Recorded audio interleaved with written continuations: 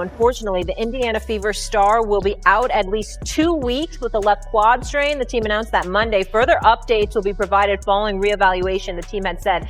SA, how big of a blow is this to the W?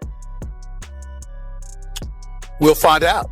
We don't know yet, but I'm going to be really, really interested in seeing, Molly, what kind of effect this has on the WNBA's rating. Stephen A. Smith completely lost his cool on national television, and Angel Reese was at the center of it. After yet another move that appeared to target Caitlin Clark, Smith didn't just call Reese out. He went off on the entire league. I'm not going to ignore, nor am I going to take my eyes off of what transpires with the WNBA over the next 2 weeks while Caitlin Clark is out with the quad strain. And the reason why is because, let me tell you something right now. I'm not going to go to word hate. I'm not going to be out there like RG3 was saying that Angel Reese hates Caitlin Clark or other players hate Caitlin Clark. But I will say this. I don't think it's specific about Caitlin Clark. I think it's what Caitlin Clark represents. Tension had been building everywhere, from frustration inside the locker room to jealousy spilling out onto the court. This wasn't just about one player anymore. It felt more like a warning shot to the entire league. But what exactly did Angel do that pushed Stephen A. over the edge? One thing is certain, Angel Reese has never been quiet about how she feels regarding Caitlin Clark. Last year, you made a powerful statement saying the reason people are watching women's basketball is not just because of one player, but because of you too. I'll look back in 20 years and be like, yeah, the reason why we watching women's basketball is not just because of one person, it's because of me too. A year later, do you feel like you're From the moment Caitlin Clark stepped into the WNBA, the spotlight followed her everywhere. Cameras, massive crowds, big sponsorship deals, and non-stop national headlines. While many viewed her arrival as a transformative moment for women's basketball, others saw it differently. To some, it looked less like opportunity and more like a looming threat. That's when the resentment started to grow. And according to Stephen A. Smith, the tension has now reached its breaking point. When it was really all said and done, we know what she brings to the table. But people wanted to hate because why? You had a bunch of players in this league that watched this young white girl come along and take the league by storm. And they resented it because they saw the marketing prowess that she had. The latest drama flared when Angel Reese seemed to minimize Caitlin Clark's accomplishments. Whether it's dismissing Clark's records or slipping subtle jabs in interviews, Reese has shown a clear pattern. Some may call it competitiveness, but Stephen A. Smith didn't hold back. He labeled it for what it really is: pure bitterness. Fact of the matter is that it has to start somewhere. And if it starts somewhere, a rising tide lifts all boats. You jump on that tide, you jump on that boat and elevate and use them to elevate your play or to elevate the attention you garner. It's very simple, but people didn't want to do that. There was a lot of people that didn't want to do that. Let's call it what it is. I ain't gonna mention no names, but y'all know who they are. And they didn't want to do that. And I'm not talking about players and just players. So about announcers too. For us to get just constantly shit on, you can't even acknowledge the growth and how amazing the WNBA is doing because shit like this happens. You didn't even have to bring up the W. If you're going to say that it's for that, then stand on that. But I don't think I think he's trying to make a business decision, which he's a businessman. That makes sense. But to mask it in this, I want to uplift and support WNBA players and women athletes is kind of a cop-out, I think. And I don't think it really makes any sense. But now the young white girl comes along and y'all want to sit up there and shower all of this praise and all of this attention that was earned before she ever came along. The resentment is understandable, but it's not about Caitlin Clark. It's about what she represents. My point is, grow up.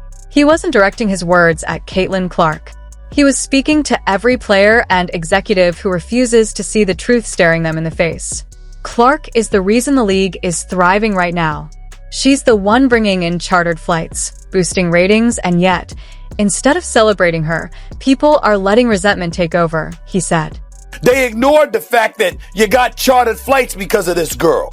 They ignored the fact that ratings were going through the roof because of this girl. Instead, they resented it because they said, yo, we were doing stuff long before Caitlin Clark got here, and y'all wasn't paying attention then. That wasn't just an opinion, it was a fact. The numbers speak for themselves. The Indiana Fever now have the highest attendance in the league, both at home and on the road. Some teams even changed venues just to handle the crowds Clark draws. WNBA games featuring Caitlin Clark? Over 1 million viewers. Without her? Fewer than 400,000. So when Clark suffered a quad strain and was sidelined for 2 weeks, panic spread like wildfire. Ticket prices dropped, entire sections went empty, sponsors grew nervous, and fans even called for boycotts. Stephen A is 100% correct on this. At the end of the day, you already see people actually saying, hey, I'm not watching for 2 weeks. I'm not tuning in for 2 weeks. And it's really bad news for the Mystics and the Sky, because both of those teams moved those games to big arenas. So it's like, now that she's not playing, what is that attendance going to look like? The viewership, right? The viewership is going to plummet. I already know, because majority of the people that's watching the Indiana Fever wants to see Caitlin Clark. And sad to say it, a lot of them only want to see Caitlin Clark. They don't really care about the entire team. And what did Stephen A. Smith do? He cranked the pressure all the way up. He didn't just go after Reese. He tore into the entire system. He slammed Commissioner Kathy Engelberg for downplaying Clark's impact. He mocked the media for acting like the WNBA's rise was some kind of collective effort. And he didn't hold back on players like Reese, calling out anyone who acts like Clark's spotlight somehow dims their own. Earlier today that I want to show you right now. Put this tweet up, please, so our audience can see it here. At 4th Gen Bucci, B-U-C-C-I, right? Stephen A. Smith. Can the WNBA keep itself afloat while CC, as in Caitlin Clark, is out? End quote. My answer would be yes. I'm not going to summarily dismiss the WNBA, its growing popularity. We get that part. But I'm not going to ignore, nor am I going to take my eyes off of what transpires with the WNBA over the next 2 weeks while Caitlin Clark is out with the quad strain. And the reason why is because, let me tell you something right now. I'm not going to go to word hate. I'm not going to be out there like RG3 was saying that Angel Reese hates Caitlin Clark or other players hate Caitlin Clark. But I will say this. I don't think it's specific. She is special, he shouted. She turned this league into must-see TV, and instead of protecting her, you let her get hacked, slammed, and attacked night after night, with zero consequences. I don't care about her leading the league in assists. I don't care about the points that she's averaging, because I already know that the young lady can ball. She is special. That's what set this apart. This wasn't just jealousy. It was outright negligence. And so now that we know all of this, and we've known that for months, now we get to turn around and look and see what exactly is it that the league will do knowing that she's out for the next 2 weeks. I'm not saying I know for sure what's going to happen, but I have an idea. Stephen A. Smith accused the league of standing by while its biggest star was targeted, fouled, and ultimately injured. Now that she's sidelined, the very people who resented her rise are finally seeing just how much the league suffers without her. Stephen A. didn't hold back. He said bluntly that the WNBA had lightning in a bottle, and yet they treated it like just another rain cloud. Meanwhile, Reese, the so-called rival, couldn't resist keeping her name in the headlines, throwing petty shots and slipping in subtle digs.